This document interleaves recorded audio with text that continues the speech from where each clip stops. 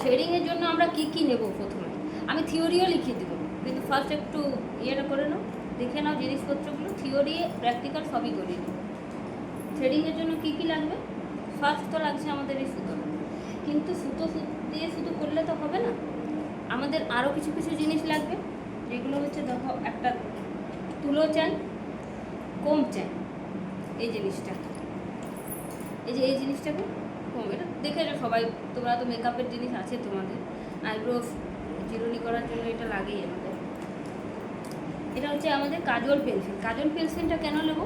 কারণ কাজল পেন্সিলটা হচ্ছে এমন জিনিস যেটাতে তোমরা তো এখন ধরো নতুন, তোমরা তো ডাইরেক্ট আইব্রোতে বসিয়ে আর করতে পারবে না, তখন তোমাদের কী করতে হবে, আইব্রোর চারপাশে এইভাবে দাগ দিয়ে নেবে, যে এতটা জায়গার বাদ দিয়ে আমাকে আইব্রোটা করতে হবে। তোমাদেরকে যদি প্রথমেই আমি সুতো এইখানে ধরিয়ে দিই ডাইরেক্ট, তোমরা কি করতে পারবে? কখনোই করতে পারবে না। তো তখন আমরা কি করব, আইব্রোটাতে একটা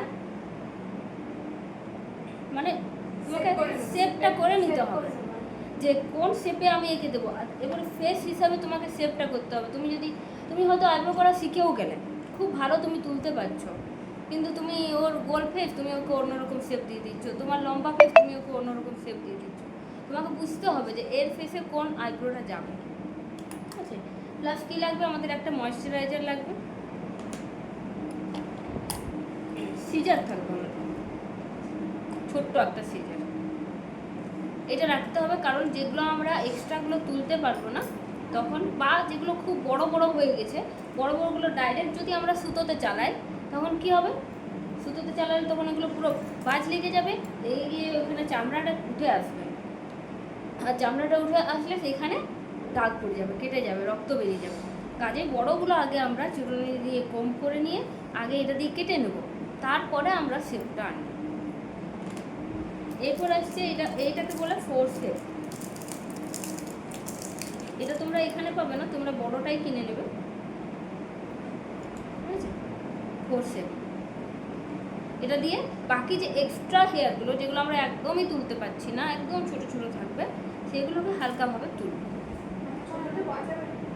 না, ওগুলো লাগবে না, কারণ অলরেডি আমাদের সুতোতে যখন করব তখন কিছুটা উঠেই থাকবে, ওটা মানে গোড়ার থেকে যদি আমরা জিনিসটা তুলি তখন আমাদের লাগবে, কিন্তু এটা তো আমরা গোড়ার থেকে তুলছি না, আমাদের যখন সুতো দিয়ে আমরা কাজ করছি তখন কিছুটা তো উঠে থাকছেই। বাকি যেটা ধরো একদম এইখানটা ধরো আছে একটা, এখানটা একদম ছোট আছে, তুমি ওটা তুলতে কোনো রকমে পাচ্ছ না প্রথম।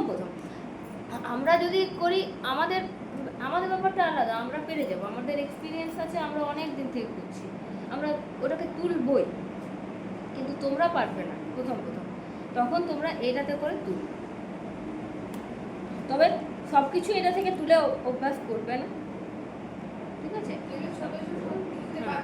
হ্যাঁ, যে চেষ্টা করবে যতটা সুতোতে ওঠে, আর কখনোই ওই ব্লেড দিয়ে চেঁচে বা ইয়ে করে তোমার ওই সেভিং করারগুলো থাকে ওগুলো দিয়ে করে, ওগুলো দিয়ে হয় না কখনোই ভালো করে, আবার দুদিন পরে উঠে যাবে, মোটা মোটা দাড়ের মতো উঠবে।